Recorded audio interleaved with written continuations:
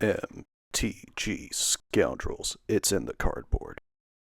Ladies and gentlemen, scoundrels of all ages, welcome back to another episode of Modern Weekly. Today on the docket, we have both players here on 6 and Samwise Combo versus Boros Ponza.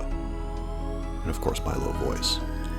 Boros Ponza, one of the newcomers to the modern format over the last couple months. It's really seen a resurgence. We got Verdant Catacombs and Pass, and a Sunken Citadel on white, and a Verdant Catacombs fetch. And Samwise Combo, which had a fun little run over at the Pro Tour. Specifically this build with Goblin Bombardment and a Johnny Nakatl Pariah. Seeing the fetch going to 19 for a Lush Portico. Surveil incoming. Of course, Boros Ponza was well represented at the Pro Tour. And a deck that really takes advantage of how many basics are in the opposing lists. And with the Samwise Combo deck, there isn't a lot. Verdant Catacombs getting cracked. So we could see it be a problem into this Boros Ponza list. Speaking of red for Goblin Bombardment, there is a stomping ground. That'll bring us to 16 to 20. And there it is. Actually pretty relevant as a good sacrifice outlet. Doubles up your sack damage from Cauldron Familiar and Samwise Gamgee.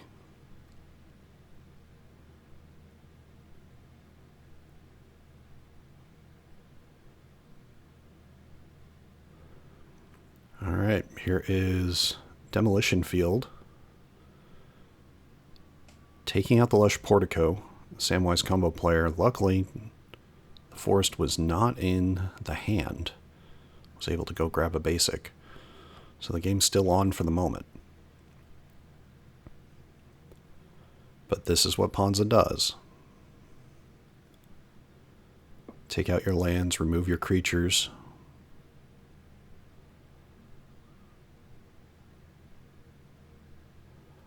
Birthing Ritual.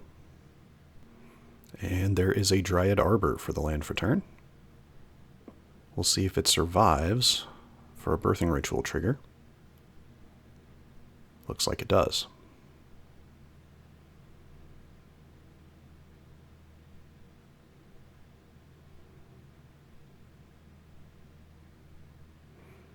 Doesn't find a 1-drop here.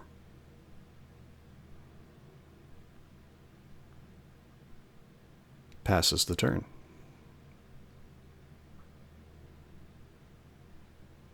There's a Field of Ruin.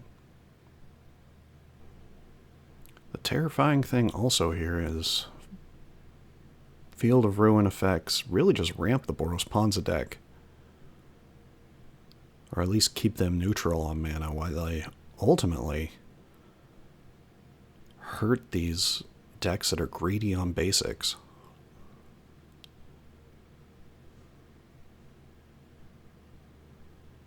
As we're seeing here, there might be another basic in for the Samwise Combo deck. Yes, there is. There's a basic Swamp.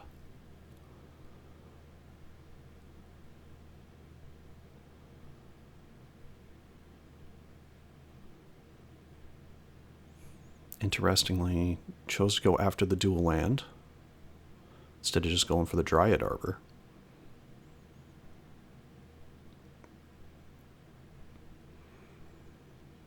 Swamp into Haywire Might.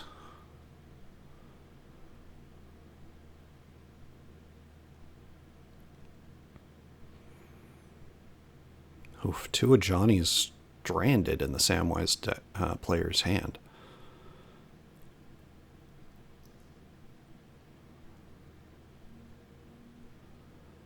Attacking for 1. I'll bring us to 16 to 19. And here is a Path to Exile at the end of the second main phase. Deciding to sack it to Goblin Bombardment. Will gain 2 life, deal 1 damage to the Ponza player. And Birthing Ritual trigger on the end step. Oof, hitting that Haywire Might huge here. As there's an Ajani. No one drop.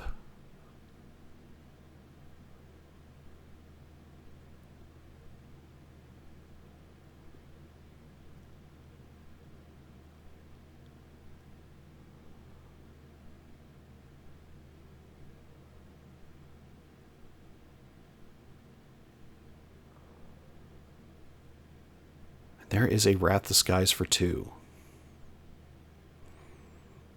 So in response, sacking the Dryad Arbor to deal 1 damage to the Ponza player. Ooh, top deck Birthing Ritual. Okay, not 100% out of it yet.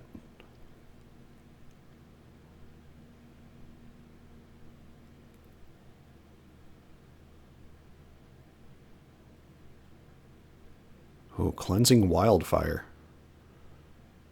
Destroying the forest, and there are no more basics in the deck for the Samwise player. Just going to take the free shuffle.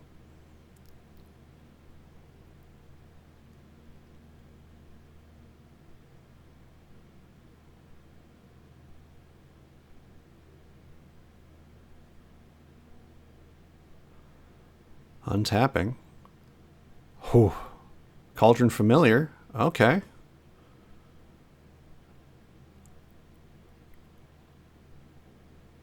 But that's going to get solituded. So that'll bring us to 21 to 16.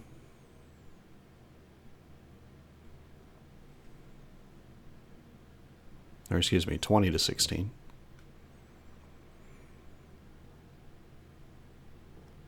One land and a Birthing Ritual. Oh, but there is another Cleansing Wildfire, and that will do it for game 1. Boros Ponza taking over Samwise Combo. Thank you all for watching us here at MTG Scoundrels. If you enjoy our content, please like and subscribe. Be a friend, tell a friend. Check out our last video, which showed Esper Goryo's going up against Selesnya Energy. Of course, Goryo still being one of the better decks in the format.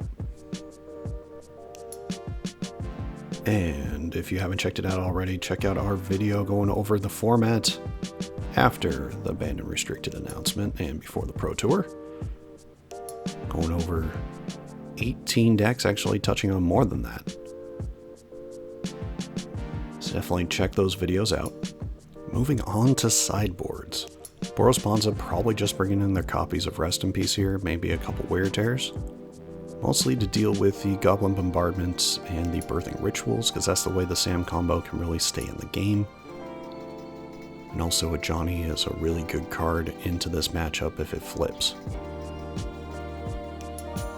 Now, the Samwise Combo player probably just bringing in Thoughtseizes here. If you can throw off the Boros Ponza player's game plan a little bit to help protect what you are trying to do in your hand, it's really not a bad idea, plus information is power in this format. Moving on to our ads, definitely check out our friends over at Grove Warden Games, a wonderful place to store them out. Link to their store is in the description, and we are doing a launch of some fun partnership stuff here at the end of the month, so be on the lookout for that. And of course, check out artist of our channel, Sean Gerard, makes wonderful art, whether you're looking for something for a professional setting or just a gift for a friend. Their Instagram's up on the screen. Their email's in the description below. They are open to new projects. And last but not least, check out our socials. We are at MTG Scoundrels over on Blue Sky, Twitter, and Facebook. Most active over on Blue Sky.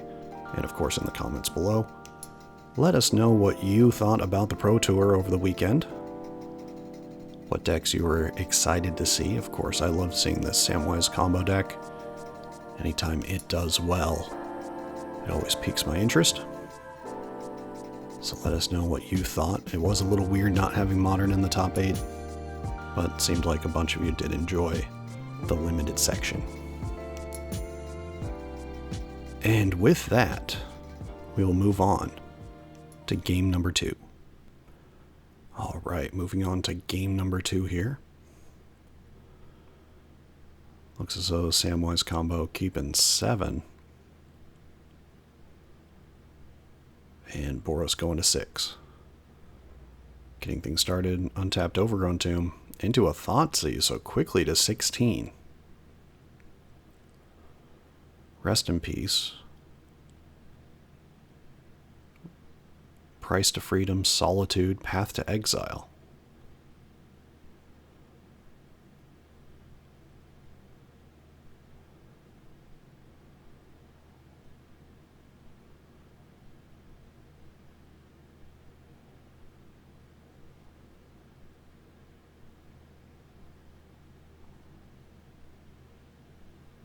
Tough choice here. Probably taking the rest in peace.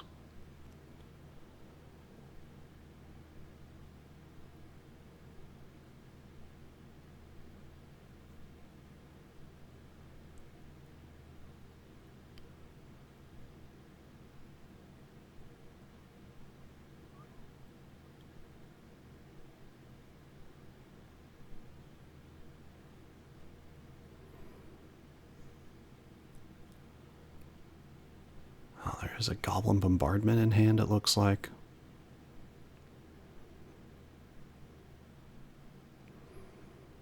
Yep, deciding with the rest in peace.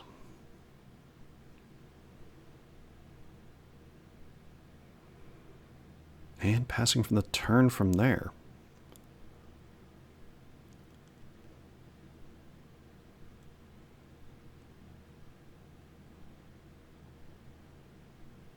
Sunken Citadel, naming red. Expected with the hand that was there. And passing. Ooh, drew the swamp. That's a little unlucky, but fine. The deck right now definitely doesn't want to draw its basics. Verdant Catacombs getting cracked. Taking 3, it looks like. Going to 13.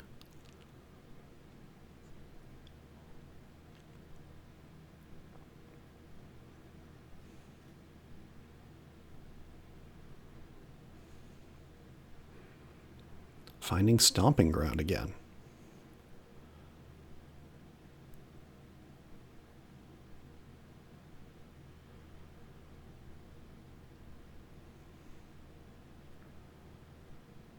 So that means Goblin Bombardment's going to come down.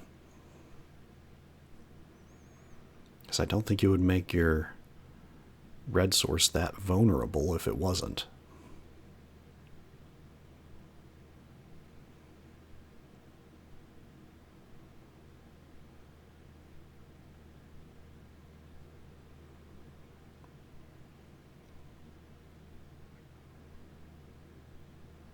Doing nothing, passing the turn. Mana Confluence. Here's a Young Wolf. That's pretty effective into this matchup, being that it sticks around.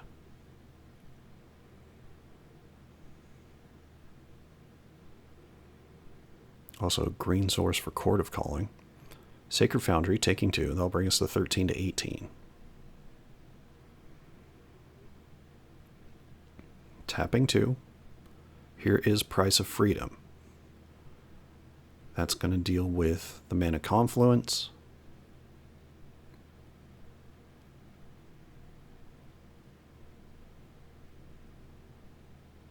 Finding a Forest.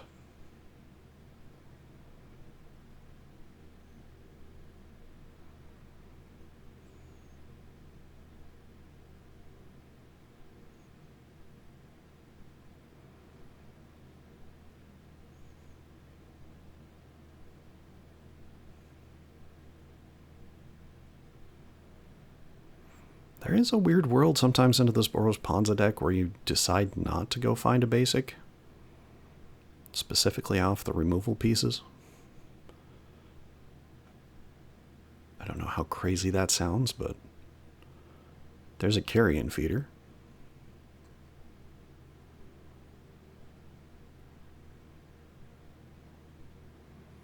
Young Wolf attacking in for 1.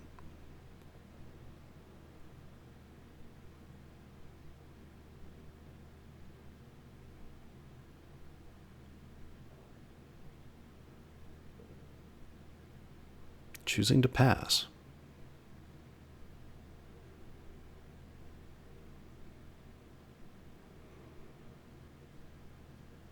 Samwise deck leaving open.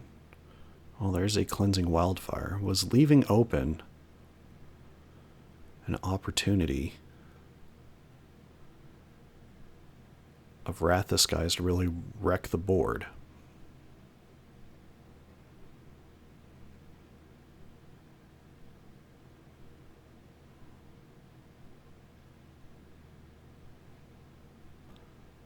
Windswept Teeth going to get cracked here.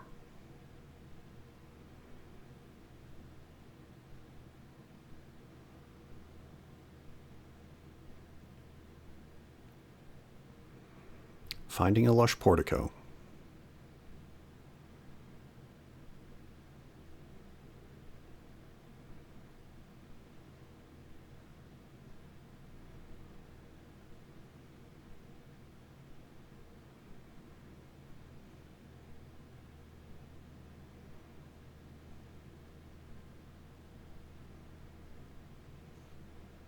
Oh, putting a Multiversal Passage into the graveyard.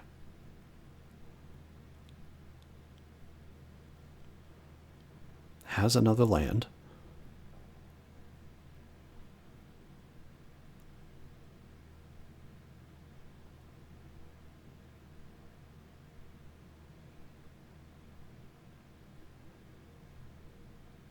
So interestingly enough, at some point, can either go find a Johnny,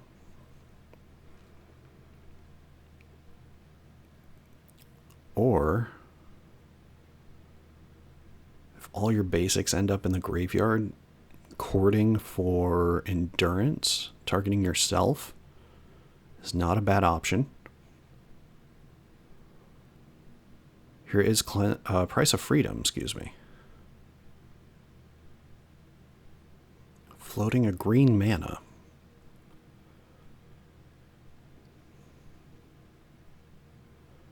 Choosing the shuffle here.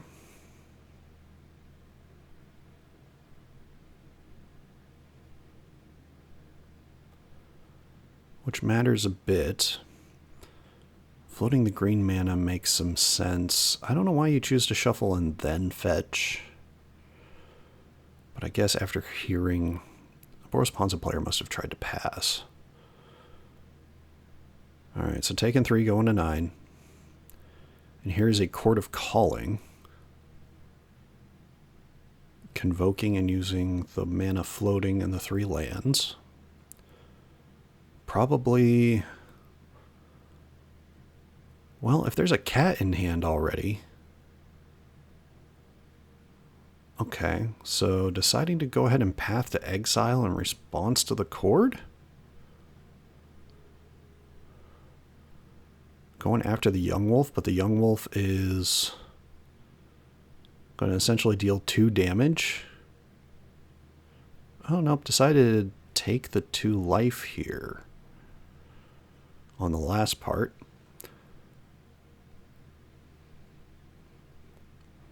But there is a Johnny.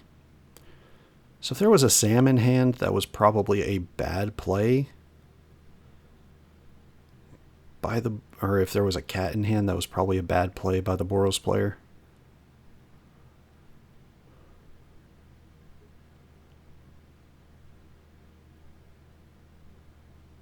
Specifically Cauldron Familiar. Because then the combo would have been able to go off the next turn. But clearly that is not the case. Alright, sacking a cat. Just gonna safely flip the Ajani now, I guess. This would be assuming the Boros Ponza player is playing Lightning Bolt, I guess.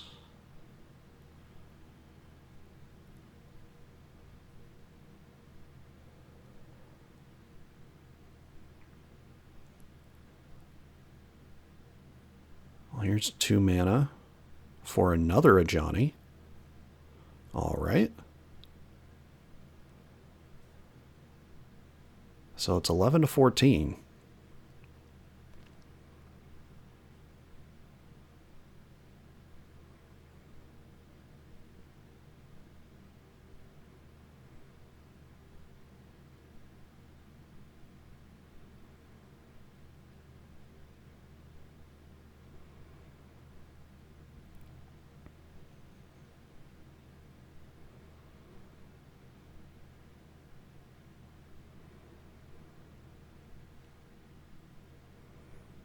Probably missed out on... Probably missed out on 2 damage here. Yeah, missed out on 2 points of damage with flipping on the previous turn.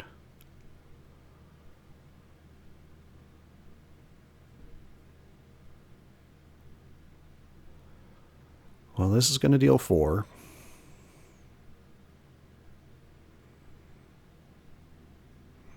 Could have attacked in for 3 to put him to 7, but instead this carrion feeder is going to get in for 1.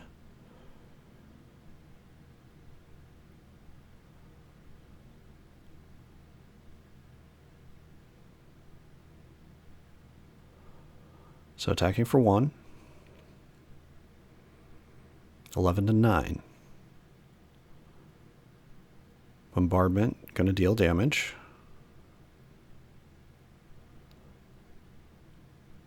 And flip the Ajani. So that puts it at 11 to 8.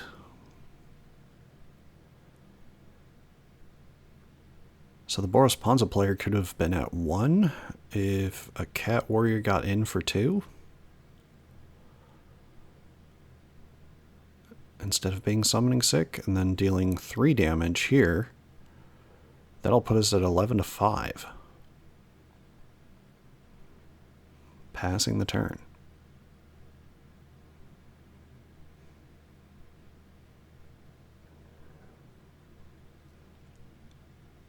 There's a Plains.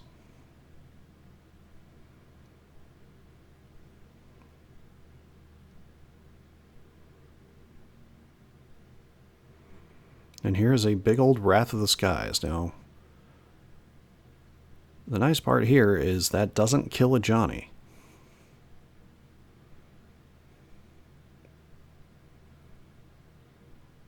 Well, not nice for the Boros Ponza player. So 3 creatures are going to be sacked.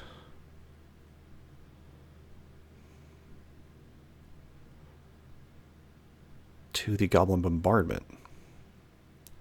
So I'll bring us to 11 to 2.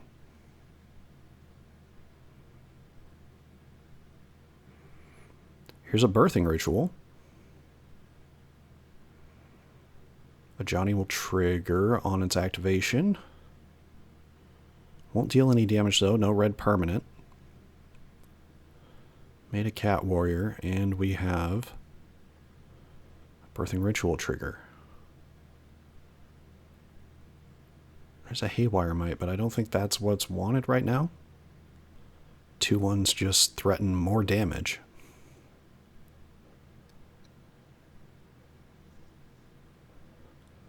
So choosing not to pick any of the 7 cards, they'll go to the bottom of the library in a random order, and passing the turn.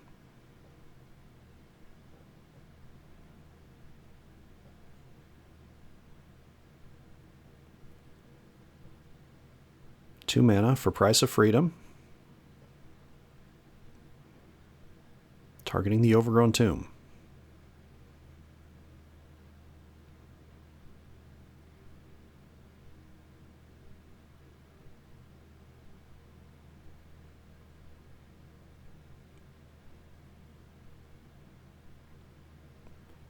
Here's 3 mana for Avengers Disassembled. Choose one or both, destroy target land, and deal 3 damage to each creature.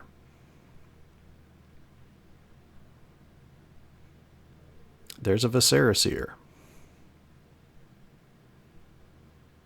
There is a Cat Warrior token off the Ajani.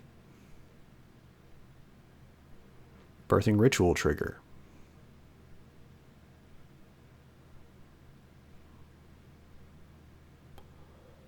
Oh, a Young Wolf.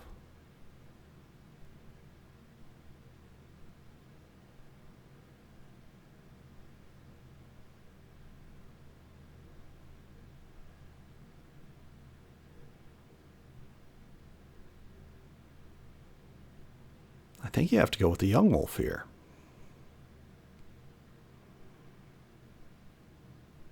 Just sticks on the battlefield. The Ponza player has to exile it. Yep, gonna sack the Viserys Seer to the birthing ritual, and there's Young Wolf.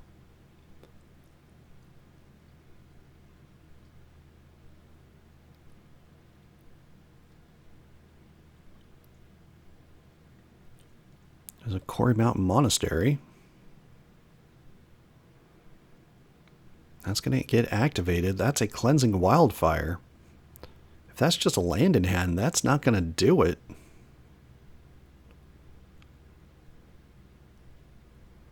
Going to target the Temple Garden. And scooping them up. Samwise Combo takes game 2. A Johnny Bombardment showing its importance in this matchup. Thank you all for watching us here at MTG Scoundrels. If you enjoy our content, please like and subscribe. Be a friend, tell a friend. And we will see you all in game number 3. Alright, game number 2 here.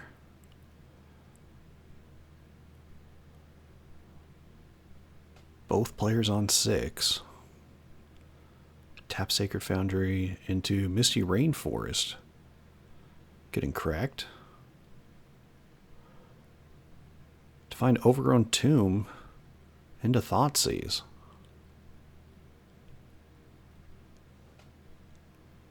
Avengers Disassembled, Price of Freedom. Rest in Peace.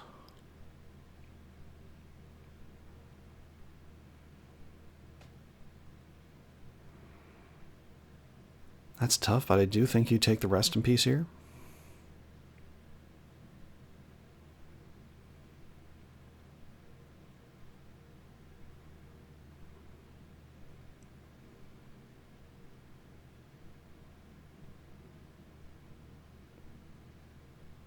And there is Price of Freedom.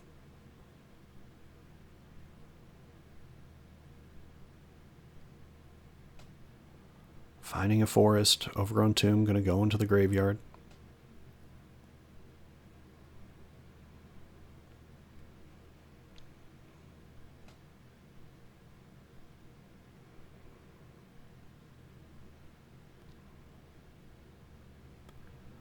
Oh, there's the swamp. Here is a second Thoughtseize. Alright. Well, sometimes there's a Thoughtseize bug.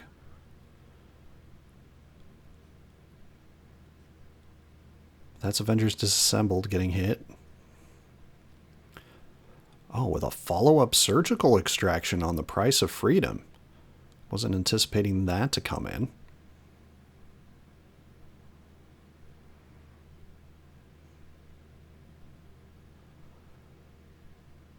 So the Boros Ponza player now is going to be playing relatively empty-handed.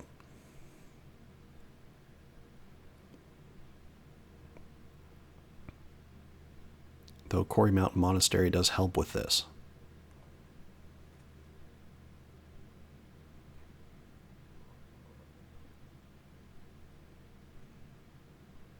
Passing from there.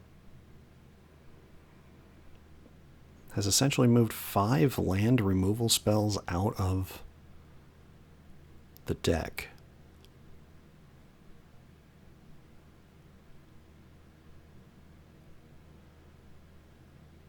So we'll see what the Sam player has in hand.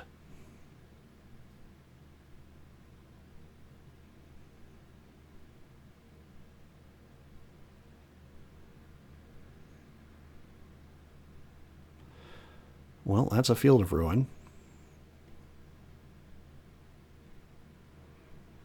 Catacombs and a Samwise Gamgee. So here comes the Temple Garden. Yep. And that's just going to get hit by Field of Ruin right now.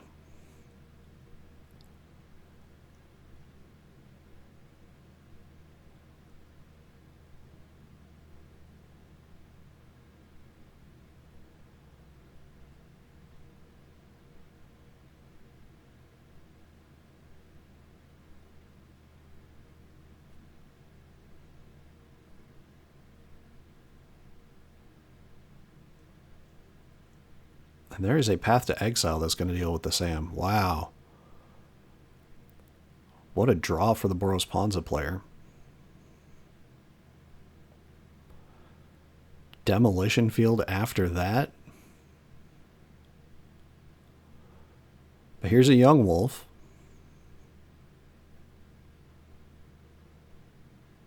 Playing a lush portico.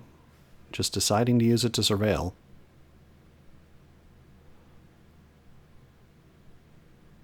Deciding not to shuffle or search.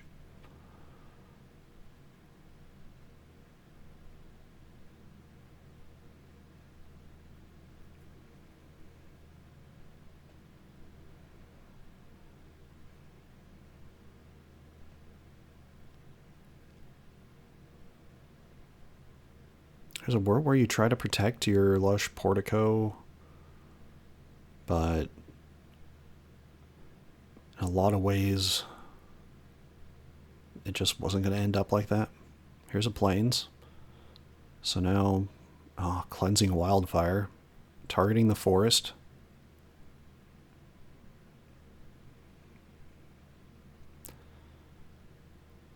There's an untapped stomping ground into a gilded goose. Attacking for 1. A road's going to target the goose. Both players in top deck mode. Quarry Mountain Monastery, the advantage for the Boros Ponza player. Speaking of, there's another one.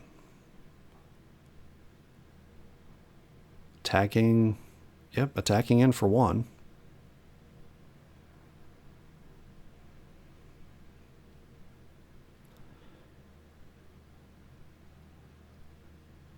There's a demolition field. Gonna hit that stomping ground. Deciding to go ahead and crack the food here in response.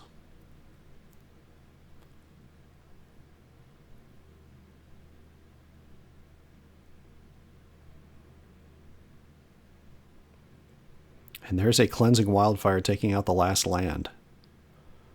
Alright, can the young wolf get there? 18 turn clock, now down to a 17 turn clock.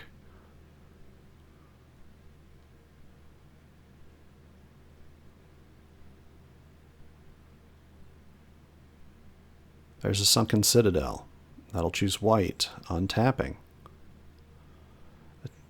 Down to a 16 turn clock.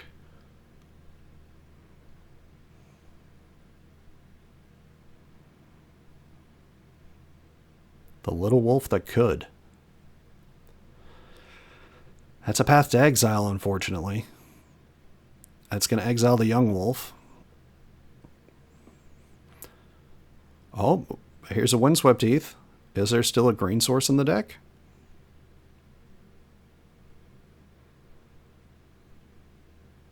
Could be. Temple Garden has not been found yet. Or Godless Shrine, but that's not a green source.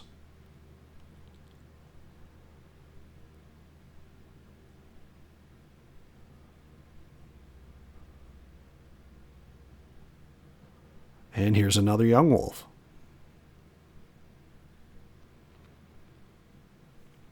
The clock is still on.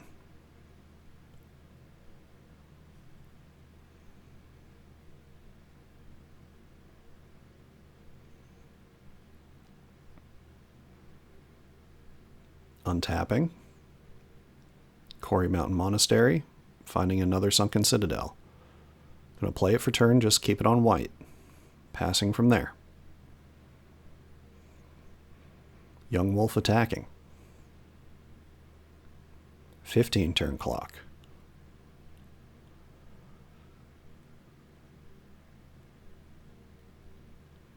Quarry Mountain Monastery doing the job, finding solitude. There's a Sacred Foundry tapped and passing. The Solitude has flash.